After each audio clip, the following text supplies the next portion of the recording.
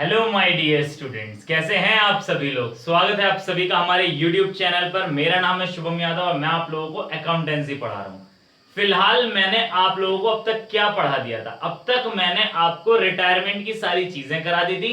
Death chapter की starting पिछली class तक मैंने कर दी थी। साथ साथ में मैंने डेथ का एक क्वेश्चन भी कराया था, जिससे आपकी एक छोटी सी क्लियरिटी आती है कि आपको एग्जाम में बेसिकली फोकस किस पे करना है।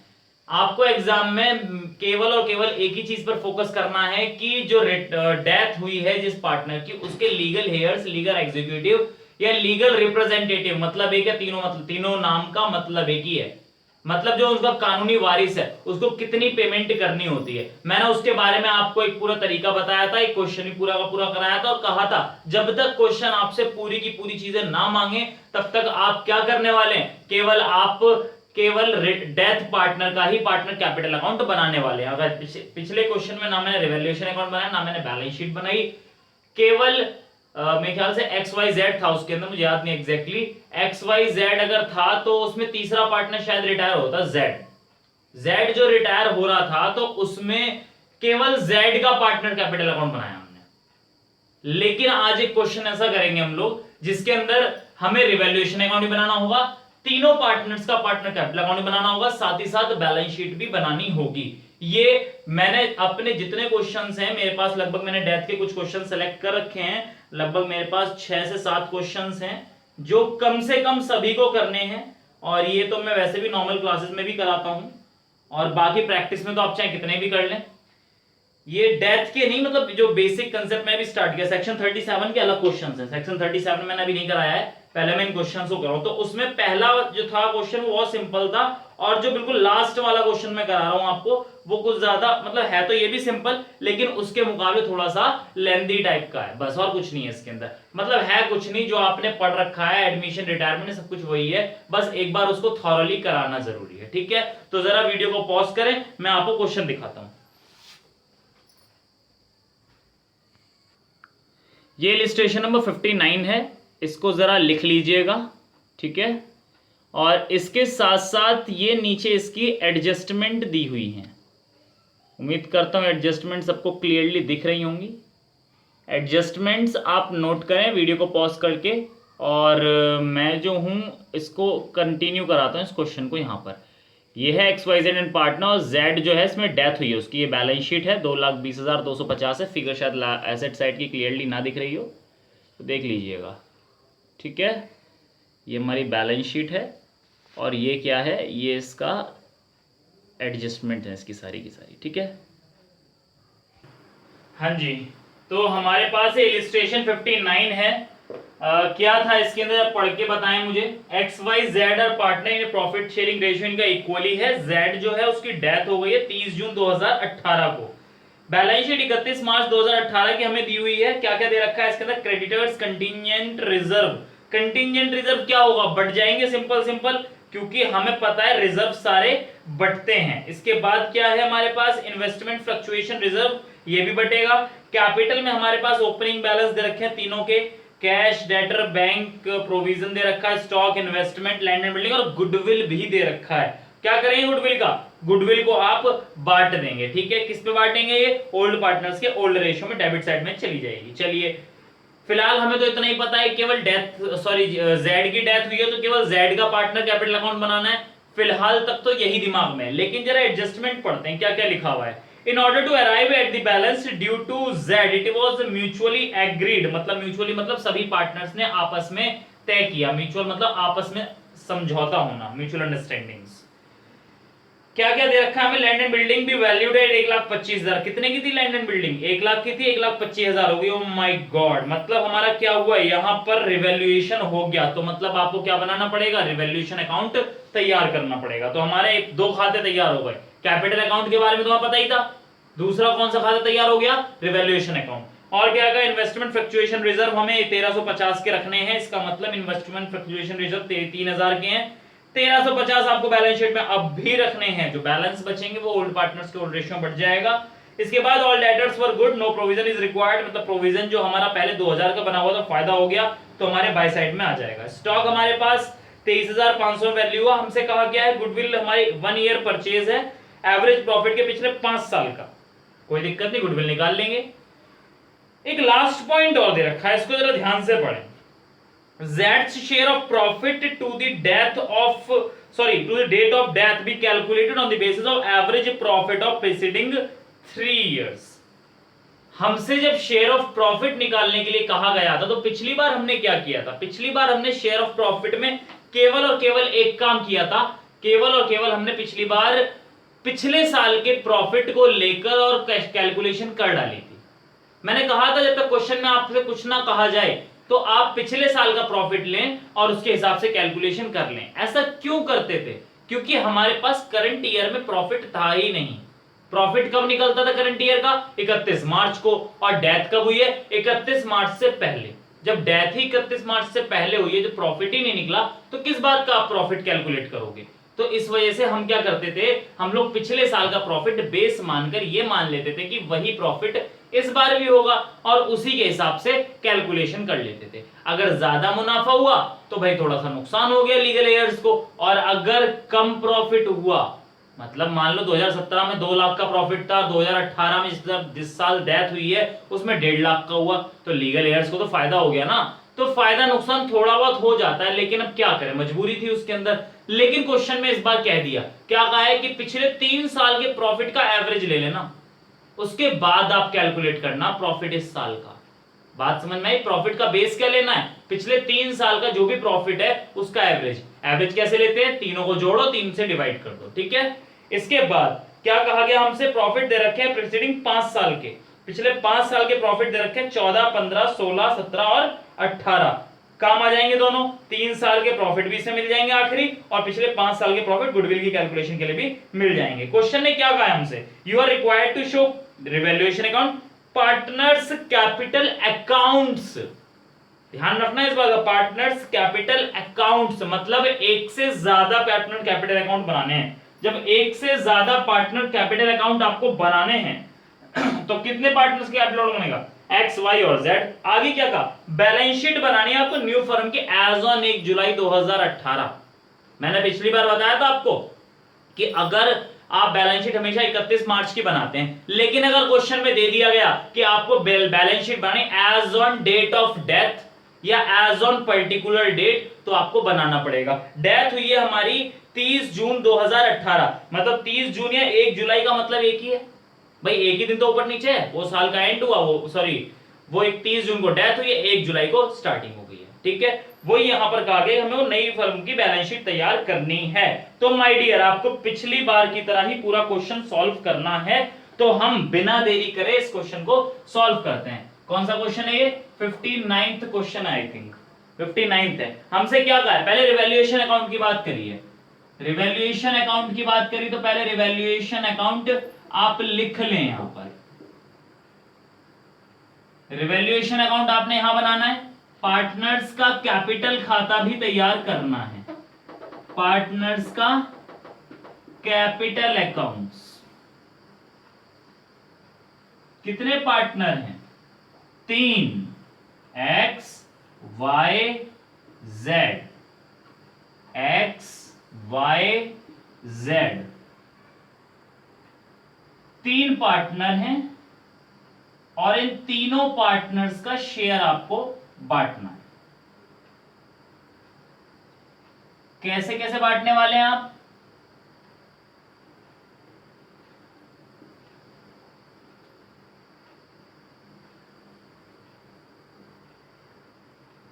ठीक। इसके बाद आपके पास एक और आता है, बैलेंस शीट तैयार करनी है। बैलेंस शीट कब की तैयार करनी है? एज ऑन 1 जुलाई 2000, कौन सा साल है? 18। बुक पुरानी है मेरे पास, इसलिए मैं 18 का सीजन है ये, ठीक है, मतलब पिछले से पिछले सेशन की है ये। कुछ ज्यादा खास चेंजेस नहीं होते हैं, बस क्या है कि जो एग्जाम में क्वेश्चंस आते हैं बस वो आते हैं। तो एग्जाम में क्वेश्चंस की इतनी प्रॉब्लम नहीं है, एग्जाम के सारे क्वेश्चंस मेरे पास ऑलरेडी असाइनमेंट्स में दिए हुए हैं। हर साल के क्वेश्चंस में उसमें ऐड करता जाता हूं स्कैनर्स के साथ, जो आपके स्कैनर सैंपल पेपर्स होते हैं, ठीक है। तो जरा स्टार्ट करते हैं, अपने क्वेश्चन की शुरुआत करते हैं। हमसे क्या कहा गया है? पहले ओपनिंग बैलेंस डाल दें, बाय बैलेंस ब्रॉट डाउन, कितनी फिगर आई हमारे पास? 75,000, 50,000 और 50,000। 75,000, 50,000, 50,000। उसके बाद क्या कहा हमसे कहा है कि कंटीजेंट रिजर्व है। क्या कंटीजेंट रिजर्व के बारे में कुछ बोल रखा है? कुछ नहीं बोल रखा। तो ओल्ड पार्टनर्स के ओल्ड रेशो में बढ़ जाएंगे। इनका इक्वली रेशो था। कितना है कंटीजेंट रिजर्व हमारे पास? 9,000 है, तो 3,000 ही हो गया। वो क्या कैलकुलेट करोगे? ओल्ड पार्टनर्स के ओल्ड रेशो में बढ़ गया। इसके बाद क्या आया हमारे पास? है इन्वेस्टमेंट फ्लक्चुएशन रिजर्व। एक मिनट जरा स्टॉप करें और सेकंड एडजस्टमेंट पढ़ें। हमसे क्या कहा गया? इन्वेस्टमेंट फ्लक्चुएशन रिजर्व आपको 1350 रखनी पड़ेगी बैलेंस शीट के अंदर ही। तो मतलब हमारे पास थे कितने के? 3,000 के। 1350 आपको रखने, मतलब कितने बटेंगे? 1650 आपके बटेंगे। क्या नाम था इसका? Investment fluctuation reserve. पूरा नाम लिखना, आपकी कॉपी होगी उसमें। 550 इक्वल पार्टनर्स हैं, आपने बांट दिया इसको। कोई प्रॉब्लम? कोई प्रॉब्लम नहीं। अगला पॉइंट क्या कहता है? अगला पॉइंट कहता है और कुछ लायबिलिटी बटने वाला नहीं है, लेकिन गुडविल में बटने वाला अब भी है। गुडविल में कितनी है? 47,250। तो आपकी इधर आ जाएगी बैलेंस शीट वाली गुडविल।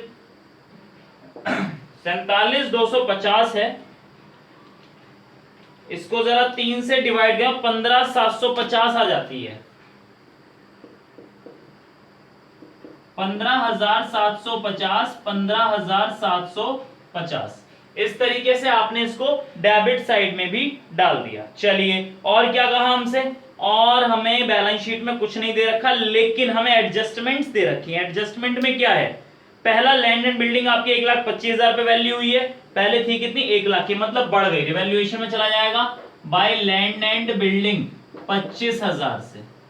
उसके बाद क्या कहा गया आपसे? इन्वेस्टमेंट फ्लक्चुएशन रिजर्व 1350 के, हमने इसके बारे में कैलकुलेशन कर ली है।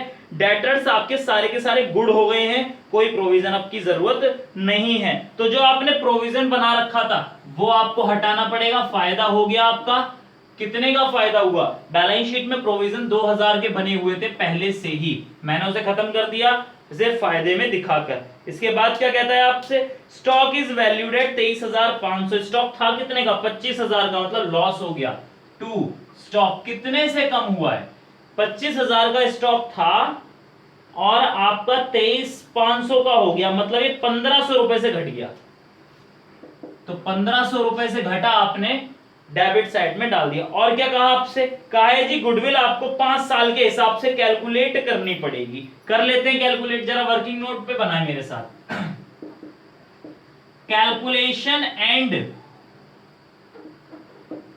ट्रीटमेंट ऑफ गुडविल एक साथ ही कर देते हैं, क्यों टाइम खराब करेंगे। गुडविल कैसे निकलेगी पूरे फर्म की? Average profit into number of years purchase. हमें पता है नंबर ऑफ ईयर परचेज 1 दे रखा, तो एवरेज प्रॉफिट आप कैसे निकालेंगे? 5 साल के प्रॉफिट को जोड़ा, डिवाइड कर दें 5 से। कितने प्रॉफिट हैं हमारे पास 2014 से लेकर उत्तर 28,750 plus 35,000 plus 22,500 plus 20,000 plus 25,000 divide by 5, 26,250। 26,250 को अगर आप 1 से मल्टीप्लाई करेंगे तो पूरे फर्म की गुडविल कितनी आएगी? 26,250 ही आएगी। ये पूरे फर्म की हो गई। एंट्री क्या बनती है ट्रीटमेंट ऑफ गुडविल में? Remaining partner account debit to retiring partner, या फिर जो पार्टनर जा रहा है या डेथ हुई है जिसकी, उसको क्रेडिट करते हैं।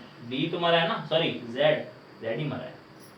इसका जेड का शेयर कितना था? 1/3, 8,750। क्या न्यू रेशो दे रखा है? कोई न्यू रेशो नहीं दे रखा, तो ओल्ड रेशो को ही आप क्या मान लेंगे? Sacrificing ratio, sorry gaining ratio मान लेंगे। तो आप यहां लिखेंगे 4,375, 4,375। चूंकि इस बार आप तीनों का खाता बना रहे हैं, तो आप ये अमाउंट यहां पर लिख सकते हैं। कैसे लिखेंगे? By x capital account by y capital account, z के खाते में 4375, 4375, और इस साइड में 2 जेड्स कैपिटल अकाउंट एक्स और वाई में लिखने 4375, 4375। कोई प्रॉब्लम? कोई प्रॉब्लम नहीं है। इसके बाद क्या पॉइंट आता है आपके सामने?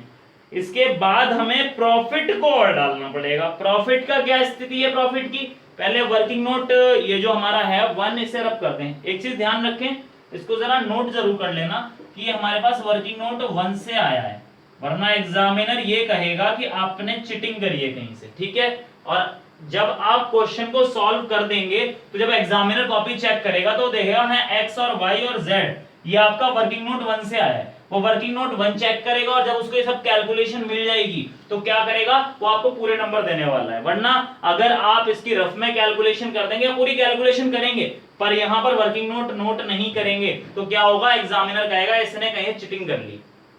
और वो पीछे पेज पलटने का टाइम नहीं है उसके पास, उसके पास बहुत सारी कॉपी चेक करनी होती है, तो वो क्या करता है, जल्दी जल्दी जल्दी जल्दी जल्दी चेक करेगा। मान लो आगे चल के उसे मिल भी गया वर्किंग नोट, तो वो इसी मुद्दे पर नंबर काट लेगा कि आपने कोट नहीं किया वर्किंग नोट, ठीक है। तो ध्यान रखना है इस चीज का। अब जरा वर्किंग नोट 2 बनाते हैं, जिसमें हमें शेयर ऑफ प्रॉफिट लेना पड़ेगा। वर्किंग नोट 2 क्या है? Working note 2 calculation of Jades share of profit. कितना बैठा?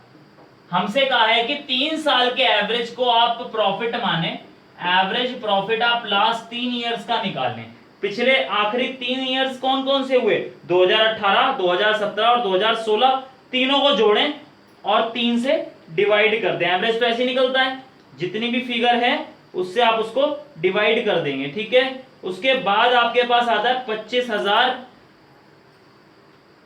22,500 बैठा है। पता है ना कैसे है? तीनों प्रॉफिट्स को जोड़ा, 3 से डिवाइड कर दिया, ये फिगर यहां पर निकल के आ गई। ये तो बैठा आपका एवरेज प्रॉफिट पूरे साल का। इसको आपने बेस लेना है तो पूरे फर्म की बैठी होगी ये। तो पहले आपने क्या करना है, जेड का शेयर निकालना है। कैसे निकलेगा? 22,500 इंटू 1/3, 7500 आया जेड का शेयर।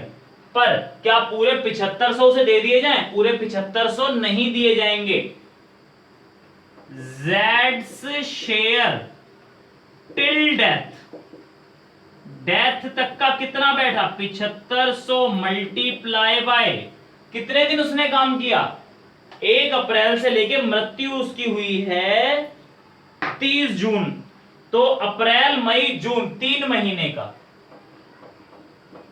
तो कितना बैठा है? 7500 इंटू 3/12, 1875 उसका प्रॉफिट आ गया। और प्रॉफिट किधर आएगा? इस साइड, बाय जेड्स शेयर ऑफ प्रॉफिट। कितना आया जेड के हिस्से में? लिख दो 1875। कोई प्रॉब्लम? कोई प्रॉब्लम नहीं है। अब क्या करना है आपने? अब आपने सीधा सीधा खाते बंद करने हैं। पहले ये वाला खाता बंद करो। 27,000 माइनस 1500,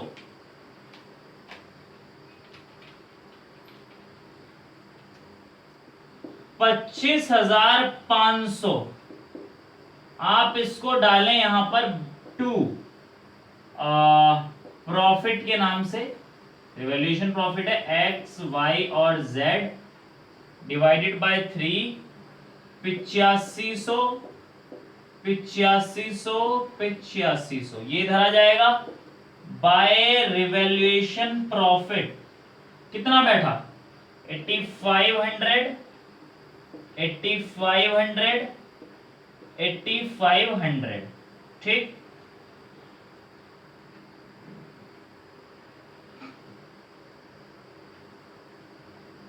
निकालते हैं।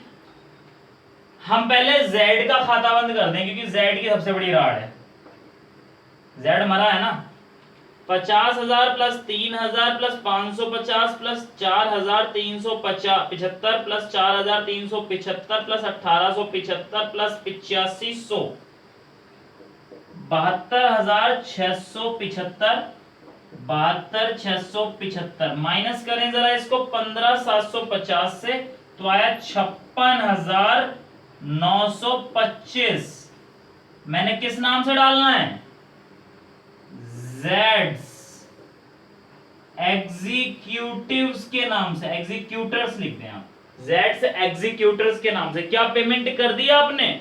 अभी तक आपने पेमेंट नहीं की, केवल और केवल जेड के एग्जीक्यूटर्स में डाल दिया। अगर ये लिखा हुआ होता क्वेश्चन में कि अमाउंट पेबल टू जेड्स executor legal representative that must be payable immediately after the death of this existing partner, अगर ऐसा कुछ लिखा हुआ होता तो आप तुरंत पेमेंट करते। फिलहाल हमसे ऐसा कुछ नहीं कहा, केवल इतना कहा है कि जेड के एग्जीक्यूटर्स को कितनी पेमेंट बनती है। मैंने बता दिया जी इतनी पेमेंट बनती है, पर अभी दी नहीं है। क्या पता इनके कुछ और रूल हो कि भाई अभी हमें सैंक्शन करनी है, या अभी तीनों पार्ट मतलब दोनों पार्टनर जो बचे हुए हैं वो साइन करेंगे, या गवर्नमेंट से कुछ बातचीत करनी है, कुछ भी XYZ। हम केवल अकाउंटेंट के तरीके से काम करेंगे कि जेड का शेयर इतना बैठा।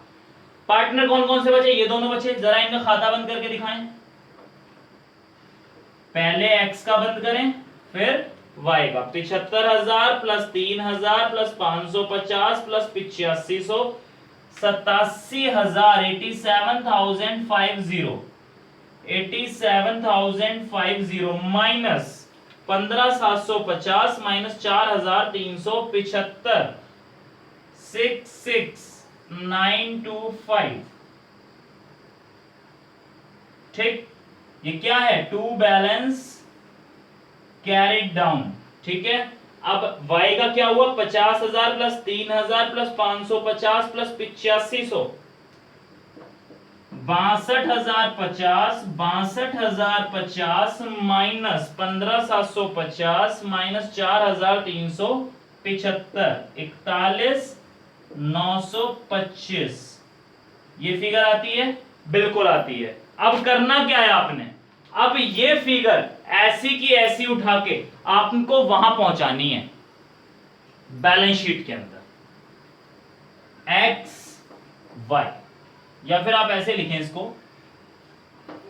कैपिटल अकाउंट एक्स और वाई का 66,925, 41,925 बाहर लिख देंगे। कितनी बैठी? हाथ के हाथ लिख ही दें इसको। 66,925 प्लस 41,925, 1,08,850। इसके बाद क्या लिखेंगे? ये अभी पेमेंट हुई नहीं है, जेड्स एग्जीक्यूटर्स के नाम से लिख दें। कितनी? 56,925 रुपए। ठीक है, अब जरा बैलेंस शीट पूरी कंप्लीट करें। क्रेडिटर्स के बारे में कुछ बोल रखा था क्या? हम ऊपर से बना रहे हैं ना, क्रेडिटर्स छोड़ो, पहले लायबिलिटी वो देखते हैं। रिजर्व्स, कंटीजेंट रिजर्व और बाद में इन्वेस्टमेंट फ्लक्चुएशन रिजर्व के बारे में कुछ बोल रखा था। इन्वेस्टमेंट फ्लक्चुएशन रिजर्व हमें कितने के बनाने हैं? अभी हमें 1350 के बनाने बनते हैं। मैं इसको रब कर रहा हूं, थोड़ी दिक्कत हो रही है लिखने में। जिस किसी ने अब तक ना लिख पाया हो, पीछे वीडियो करके आप देख सकते हैं। ठीक है, क्रेडिटर्स के बारे में क्या बोला? क्रेडिटर्स के बारे में उसने कुछ नहीं बोला, तो जितने थे वैसे ही रखेंगे। कितने थे क्रेडिटर्स? 33,250 के। इस साइड क्या किया गया भाई? ना तो कैश कोई आया है और ना ही कोई कैश गया है। क्या आया गया है? कोई ना तो कैश आया है ना ही कोई कैश, फिलहाल कोई ना तो कैश आया ना गया। तो हम क्या लिखने वाले हैं? वैसे मैं परफॉर्मेंस बना रहा हूं, लिक्विडिटी सॉरी, तो मैं जरा इसको ऊपर से ही लिखता हूं, या आप जैसी मर्जी वैसे लिख लें। मैं लैंड एंड बिल्डिंग की बात करता हूं। इन्होंने उल्टी कर रखी है, मैं सीधे कर देता हूं जैसे मैं हमेशा बनाता हूं। लैंड एंड बिल्डिंग 1,25,000 हो चुकी है, बिल्कुल हो गई है। उसके बाद क्या कहा गया है? इन्वेस्टमेंट आपकी एट कॉस्ट है। क्या इन्वेस्टमेंट के बारे में कुछ बोला है? कुछ नहीं बोला, तो जैसी है वैसी ही लिख दें आप। इन्वेस्टमेंट एट कॉस्ट कितनी है? इन्वेस्टमेंट 12,500, क्योंकि ना तो डेप्रिसिएशन का नाम लिया है तो हम इसमें कोई छेड़खानी नहीं करेंगे, ठीक है। इसके बाद स्टॉक के बारे में कुछ कहा है। क्या कहा है स्टॉक के बारे में कि स्टॉक 1500 से कम हो गया, 25,000 था आई थिंक, स्टॉक 25,000 था, 23,500 हो गया, लिख दिया आपने। इसके बाद क्या हुआ, स्टॉक के बाद डेटर्स के लिए कहा है कि डेटर्स अब सारे के सारे गुड हो गए, सारे के सारे ठीक हैं, कोई प्रोविजन नहीं है। तो कितने के डेटर हैं, 25,000 के हैं कि नहीं है, प्रोविजन हमने खत्म कर दिया था, ये रहा, ठीक है। उसके बाद हमारे पास आता है बैंक और कैश। क्या इसमें कोई बदलाव हुआ होगा, इसमें भी कोई बदलाव नहीं हुआ, क्योंकि ना तो कैश कोई आया है ना ही कुछ गया है। 10,000 और 2500, 10,000 और 2500, बात समझ में आती है या नहीं आती। जरा इसको खाते को बंद करें, बराबर आना चाहिए total, 56,925, 1,350, 33,250, 2,03,75, 1,25,000 plus 12,500 plus 23,500 plus 25,000 plus 10,000 plus 2500। ये कोई गलती हो गई,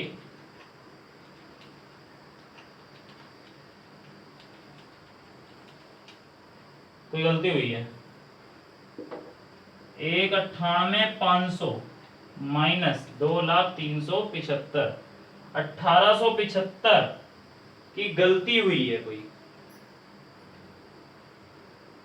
क्या गलती हुई है 1,875 की, फिगर तो मैंने लिखी है,